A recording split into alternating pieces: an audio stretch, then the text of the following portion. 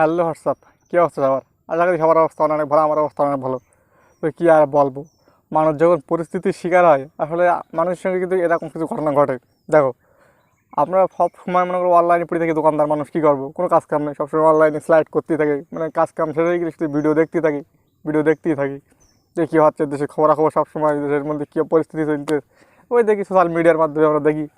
কিন্তু একটা জিনিস, এই জিনিসটা দেখার পরে আসলে কি বলবো, এইসব ফকিন্নিকে আসলে আমরাই অনুদান দিই, এই ফকিন্নিকে ডেকে ডেকে স্পেশালভাবে অনুদান দিই, এরকমটা মনে থাকছে আমাকে।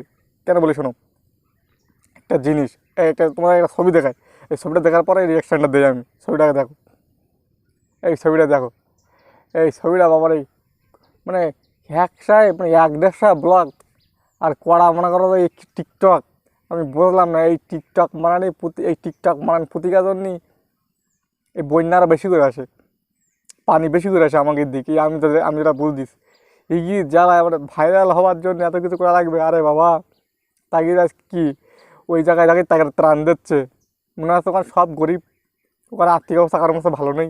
মানে এরা গিয়ে এমন একটা ভাবসা বা এমন একটা স্টাইল ওখানে লাগাইতেছে, মনে হইতেছে কি ওখানে সব গরিব, ওখানে মানুষ সব দিন আনা দিন খায়, মনে করো ওখানে মানুষ এখানে হাত পেতে খায়। আরে বাবা, ওখানে এমন এমন পরিবেশ পরিস্থিতির মানুষ আছে যে ত্রাণ দিতে যাচ্ছে, এ দুবার কিনে দুবার বেশি আবার দুবার কিনে আনতে পারে।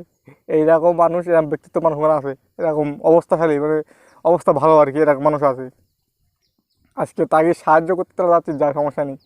কিন্তু আমি অনেক টিকটক ভিডিও দেখেছি, এরকম অনেক টিকটক ভিডিও দেখেছি, মানে পিছনে এমন এমন সব গান, মানে এমন এমন ব্যাকগ্রাউন্ড মিউজিক এরা বাজাচ্ছে, মনে হচ্ছে ওই সব ধরে ধরে পিছনে বাজাই মানে ওর সামনে পালি ওইগুলো ওকে পিছনে বাজাতাম, মানে মনটা এরকম চাচ্ছে।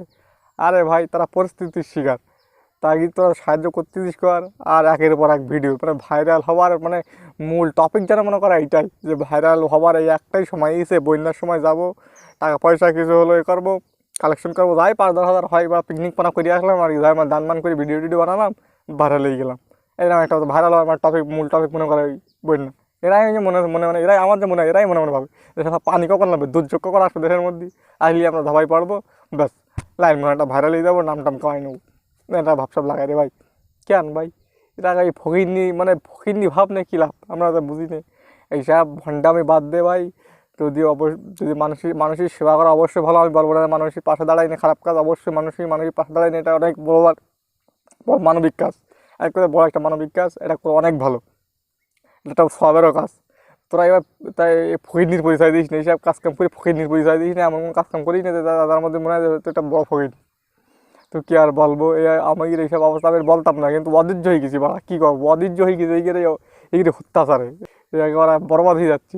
তো কী আর বলবো, সবাই ভালো থাকো, সুস্থ থাকো, আর এইসব ফকিরনিগিরি যারা করতে থেকে এদের পিছনে সব বাজাও, সামনে বলে বাধা দিতে হবে ভাই ভাই, তাই হাই হোক, এই গীত জেলে এইসব দুর্যোগ বেশি আসে। সবাই ভালো থাকো, সুস্থ থাকো, আর সব মালেগা যদি পাশে পাও পিছনে বাজার থাকো, সবাই ভালো থাকো, সুস্থ থাকো।